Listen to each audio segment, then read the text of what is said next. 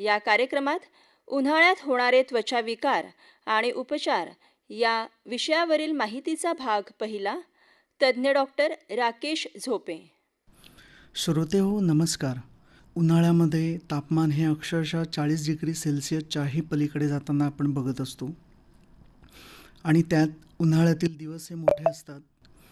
यामुळे शरीरातील पित्तदोष हा वाढत असतो आणि उन्हाळा आला म्हणजे आईस्क्रीम, वेगवेगळ्या चवीची सरबते, बर्फाचा गोळा, परीक्षानंतरची सुट्टी, तसेच सहलीचे नियोजन अशा अनेक गोष्टी येतातच. या सगळ्यांचा पुरेपूर आनंद घ्यायचा असेल तर उन्हाळ्यातील उष्ण तापमान आणि आपल्या शहरातील तापमान याचा समतोल राखणे हा खूप आवश्यक असतो. उष्णतेमुळे शरीरातील पित्तदोष वाढून बरेच काही आजार किंवा समस्या होताना आपण बघत असतो.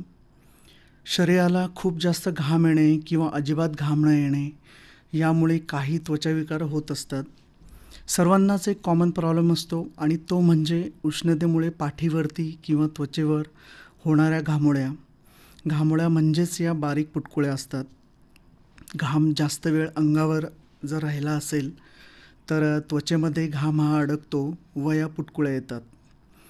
यांच्या लक्षणामध्ये जर आपण पाहिले तर खूप खाज होणं, जळजळ होणं, त्यानंतर टोचल्यासारख्या वेदना होतात, घातलेल्या कपड्यांचा स्पर्शसुद्धा सहन होत नाही, क्वचित पुटकुळ्या फुटून त्यातून पाणी येणं, त्यामध्ये संपूर्ण स्किन ही खूप सेन्सिटिव्ह झालेली असते. बऱ्याचदा घामाची दुर्गंधी येणं, डोक्यामध्ये सुद्धा या पिटिका होत असतात. तर यावर उपचार किंवा प्रतिबंध म्हणून आपण काय करू शकतो? तर सर्वात आधी त्वचा शक्य तेवढी थंड आणि कोरडी ठेवल्यास घामोळ्या कमी होतात. तसेच पाणीही भरपूर प्यावे. खूप त्रास असेल तर 1 ग्लास पाण्यामध्ये लिंबाचा रस घाला. यामध्ये काकडी ही बारीक स्लाईसमध्ये कापून त्या पाण्यामध्ये 20 ते 25 मिनिट टाकून नंतर हे काकडीचे जे तुकडे आहेत हे घामावरती हळूहळू घासून घ्यावे.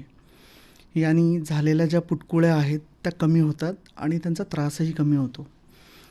त्यानंतर कच्च्या आंब्याच्या मदतीने सुद्धा तुम्ही त्वचेचे संरक्षण करू शकता.